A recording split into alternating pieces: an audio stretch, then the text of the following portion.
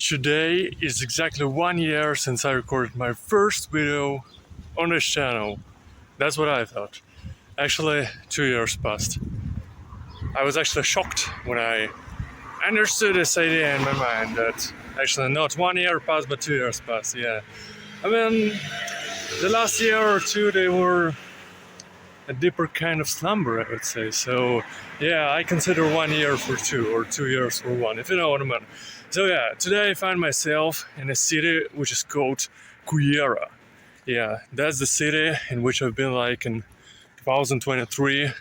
Here I am once again, and I'm going to explore the city and show you what the city is all about.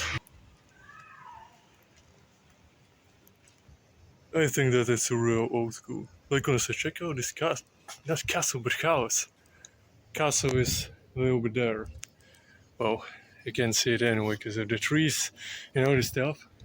But yeah, what I mean is that Shishki, man, it actually, first of all, I really like the weather. Like, the whole day it was sunny, but once I landed here, let's say it like that, once I got here, it actually, wow, I really like the weather. Thank you a lot for such weather. But what I mean is that, yeah, I actually feel like I'm somewhere in Morocco or something like that, even though I've never been there. But yeah, the houses really look like that.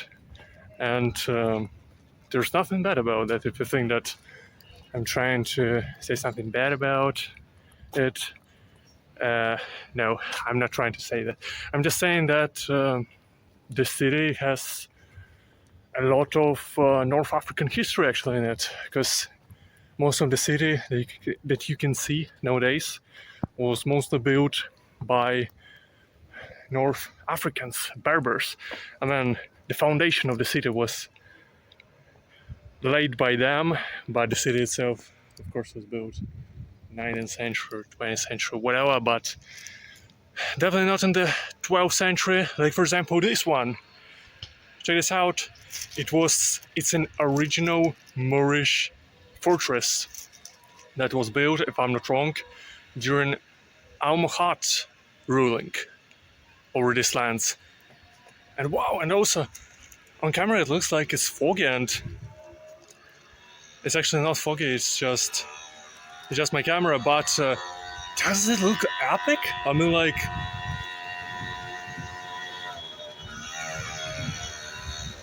is that a thunderstorm or is that chainsaw? I don't know, but doesn't that look epic? That is absolutely the most epic thing that I've seen during this week, at least for this week. But I mean, like, check this out. Can you believe that it was built during 12th or 13th century, something like that, before, well, if I'm not wrong, Christians came here in 1239, if I'm not wrong. So yeah, I mean, like, that's a real history that you can see here. That's truly fascinating, isn't it? So here's how this castle looks from a little bit downhills. As you can see, this part was definitely built during Islamic era, and this one is more of a new stuff that was built once Christian came here. And that is really interesting how those cultures really got into something the same. So I got up here and I have just realized how truly huge this fortress used to be. Like, check this out. Here's the first fortress, and it stretched all the way there, and there, and all this stuff. So I mean, like, that used to be a truly huge fortress. And wow, just thinking that here we can also actually see some remnants of some fortifications, some old stones. Wow. So all this stuff was built like in the 12th century. That is mucho increíble. Around 400 years ago, before this kind of thing was invented, cannons stood here, and even to this day they're still staying here. And what I mean is that this place was actually constantly attacked by pirates, by Ottoman corsairs, if that says you anything. Behind me is a sea, and around 5 years ago, the city was plundered and pillaged by Ottoman corsairs, pirates. Well, not 5, but rather 500 years ago.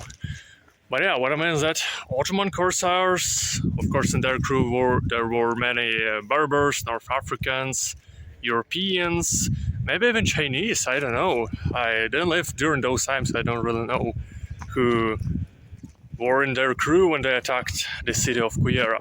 But yeah, they were commanded by one really famous pirate called Dragut. He was actually one of the not generals, but rather lieutenants, or I don't know how these ranks are called. But yeah, he was basically lieutenant of the guy called Barbarossa, and I'm pretty sure that you've heard about this guy, because so who hasn't heard of Barbarossa? Even I have. And yeah, so this place, Mediterranean Sea, Ottoman corsairs, all this kind of stuff, pirates. So yeah, but we're not done yet with today's video. Now I'll go down and show you a little bit of some traces of the Muslim architecture. I want to show you more of it, because I think that is really interesting actually to see what's left here from the Muslims, and because yeah, Spain has really interesting history, really rich and interesting history. So let me show you some of the Muslim mosaics and maybe some more stuff. We'll find out pretty soon, I guess. So we go to the city center, and I really like this part because here we have some pool tires, some fountain, and some really interesting mosaic. Oh, we have purely white colored houses. Wow. What is that in front? Some interesting tires. Wow. Are these some windows or... What an interesting house. Who would even build a house like that? Anyway. Of course, I know that those white houses, they didn't come to Spain from Muslims. Wow, what a garden. It's really interesting. Yeah, of course, these white houses, I'm pretty sure that they existed even before they came. Maybe Greeks brought them there. Maybe they got here somehow. A cat and chains? I better not go here. Okay, I'm not passing there. He prohibited me to pass. Also, what I noticed about the city are these really nice lanterns.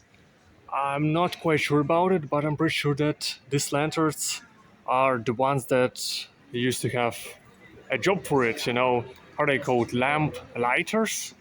Lantern igniters? I really know, but as far as I'm aware, there's a job. It used to be like that. That the guy came like at the dusk or something like that, and he used to ignite these lanterns, and the whole city had illumination source, if you know what I mean. And also around here we have a monument, not a monument, but there are some phrases in Valencian language. What does it say, for example? Un homem feliz não tem necessidade de expressar-se. A happy man doesn't have to express himself. And that was written by a guy, John Fuster.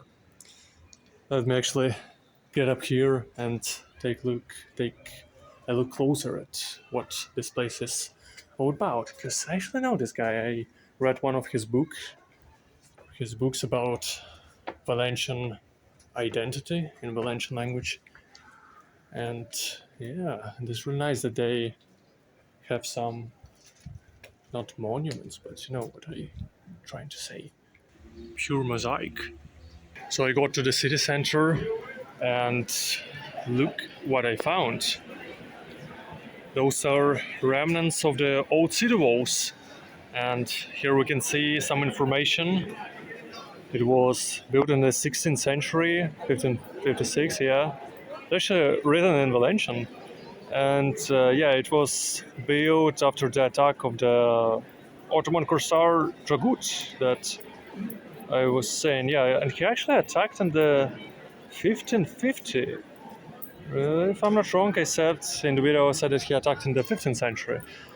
I got quite wrong, but still, this is how it looks like. Really interesting. These are the remnants of the wall. They were built by Christians. Of course, Spain already unified during 16th century, so this is how it looks like.